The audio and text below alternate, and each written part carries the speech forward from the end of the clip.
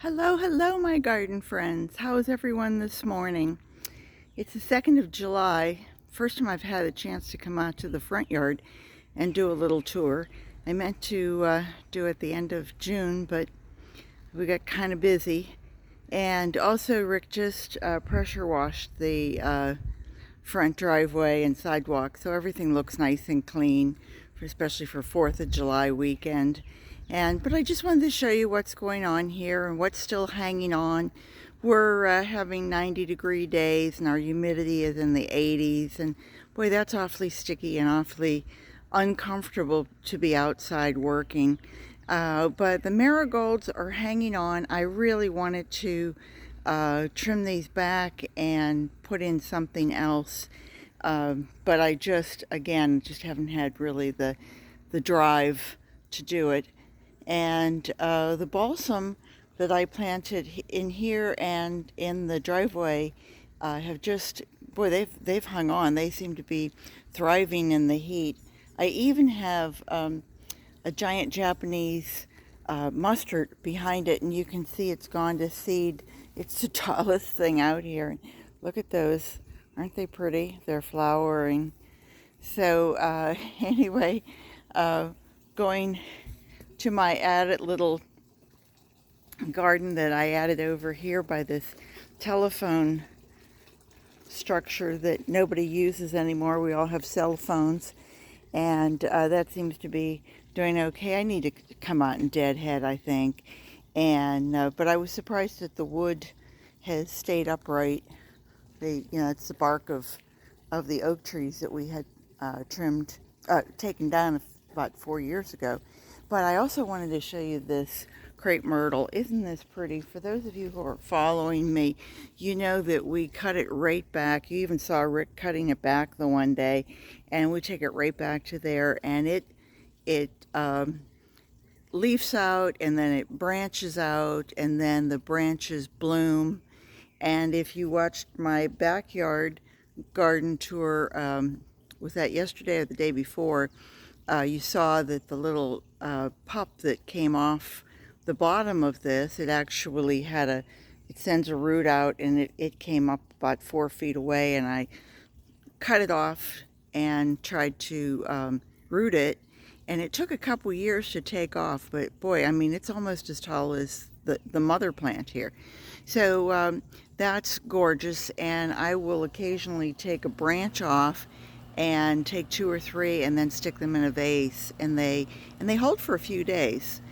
Granted, those little blooms do fall and make quite a bit of litter, and neighbors seem to complain about it, but for heaven's sakes, this is just gorgeous, and the bees and butterflies just absolutely adore it. And oh, by the way, I have some milkweed over here. Let me show you the milkweed that seems to come back time and time again. And I have a monarch. Where is she? I saw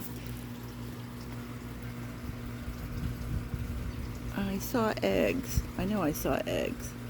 Huh. I wonder if the eggs... Oh, there it is. There's one. There's an egg. Can you see that? And, the monarchs come and they will, drink nectar from the blooms, and then they'll lay their eggs underneath. Sorry, I only found one. I hope I have more. Is that one? I'm not sure. But then all of a sudden, in another week or two, the caterpillars will, the eggs will turn into caterpillars, and then they will just decimate. I mean, they'll just eat it straight down. And so I try to leave it out for them, even though it looks pretty shabby. And then they go and build their cocoon somewhere, hopefully in my azaleas where it's safe, and then quick as could be, they become monarchs, and it's just wonderful. The giant Japanese mustard, you can see it's still hanging on. I did cut back a couple of the bloom stalks, and it still seems to be providing us with great greens and dinner. You know, as these leaves get larger, they get sharp.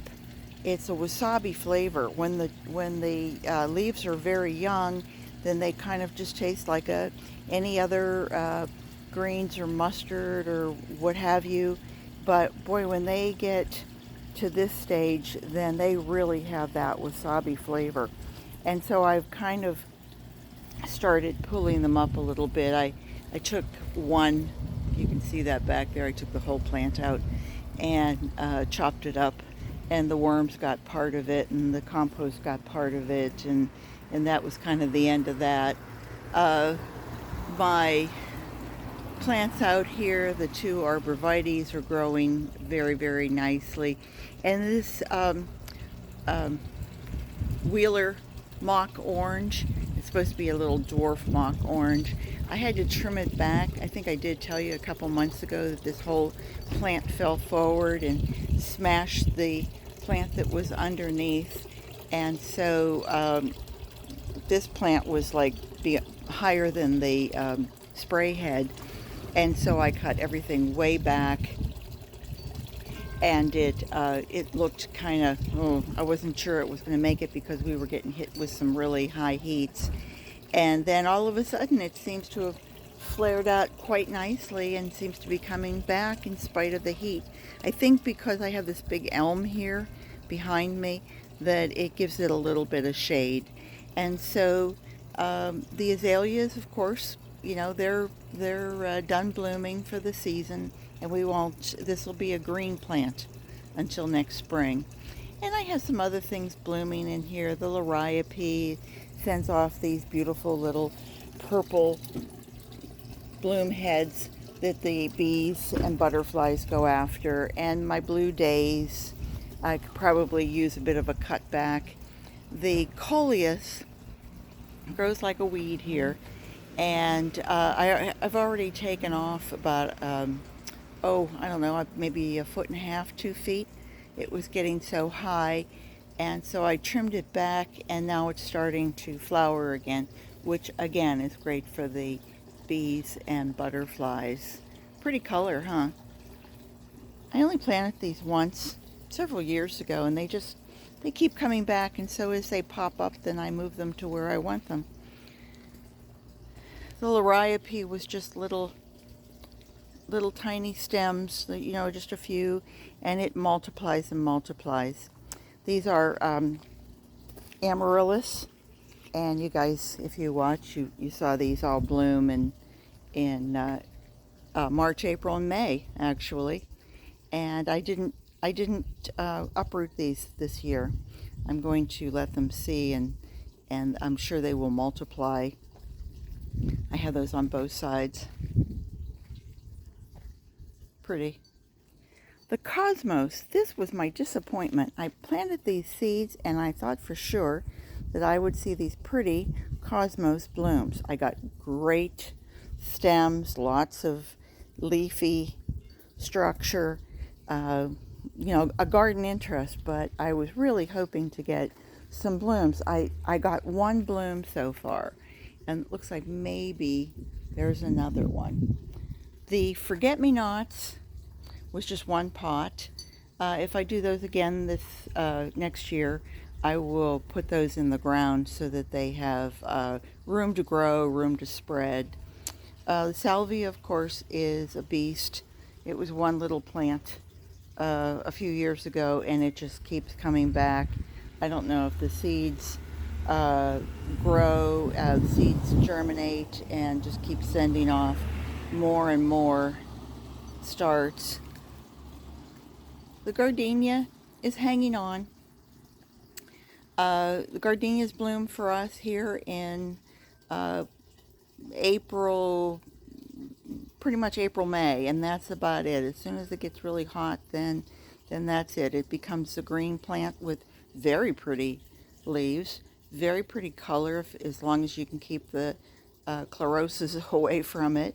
And what the heck? I mean, I don't think you can ask a whole lot more of plants. The Chinese, this is a multicolored spinach, and I planted it from seeds that I got from Baker's Creek heirloom seeds, and it was very slow starting. Wasn't sure if I was even going to get anything from it, but now they seem to have taken off, and we had some last night, and I just want to back up here and not fall down, but we had some last night, and boy, was that good. I mean, it was just delicious, a real mild spinach if you can get a hold of it, and it looks very pretty. So it would be great in an ornamental garden, not oriental, but ornamental. You know, you could plant it with just about anything. I don't know if I've ever told you guys this. Moss roses are portulaca. They also call it purslane, and it is edible, as are nasturtiums, both the bloom and the leaf. And so you can grow things that are, you know, in with your tomato plant. And that's a little, actually it's a little volunteer, little sweet little cherry tomato. Bougainvillea, always the star of the show, but all the blooms are gone pretty much now in comparison with what they were just last month. And so I've trimmed them back. You know, we're getting ready for hurricane season here, so these guys need to be lightened up so that when that wind comes sailing, and that's the north, it's north back here, you know, this is the east side where the sun comes up, and when we get hurricanes, they come flying in this side, and then they just whip around, and the wind comes down through this corridor, and it can just snap these things, you know, anything that's holding it. We've had to use heavy bands to hold them now, and I hate the look, but we've repaired these probably at least a couple times a year. Every year we've had it until last year when Rick put these bands on, and he said, "That's it. I'm not doing it anymore." So, but anyway, I wanted to show you this more of this multicolored Chinese spinach. It's really delicious. It is so good. And about a month and a half ago, I planted these where I planted the marigolds behind. This is that burnt orange marigold, and I thought that they would be the tallest ones, but these balsam, which are edible, both the leaf and the blossom, have really just stolen the show, and they are just, you know, I mean, I think they were supposed to be about 1.5 feet, and I would guess it's up to my hip, so that's pretty close to 3 feet high. But you do see that they drop. And if you have an area where you had soil here, that would be great. But with my driveway, I keep coming out every day and sweeping it up so that the stones still show. And then I also have the spinach underneath there, the Chinese spinach. So this is my place to come for salad. And I think that's probably about it. Oh, I did plant some other things. That is the, let me see, one is kale, and the other is bok choy. That's the bok choy. So those two have started to sprout after a few days, so I need to get those in some big pots and or put them in the ground, one of the two. So anyway, my nice clean driveway here, I'm pleased. And we did trim this a few weeks back, but with all the rain we've had, it's just, you know, this is a ligustrum, and you can grow it like a hedge, or you can grow it like a tree. The liriope borders it, and then the caladiums are in the center, along with amaryllis that is finished blooming, but hopefully multiplying. So anyway, that was it. That was it. I just wanted to give you guys a tour of what's happening. I wanted to wish you all a very happy and healthy 4th of July if you are here in the United States and celebrate, or if you are in the military, or if you are an American citizen and you live somewhere else. And I hope you enjoy your day, and I hope you enjoy your freedom. And I hope you will come and visit me. If you like my channel, I hope you'll subscribe. Take care, my friends, and I will talk to you all real soon. Bye-bye.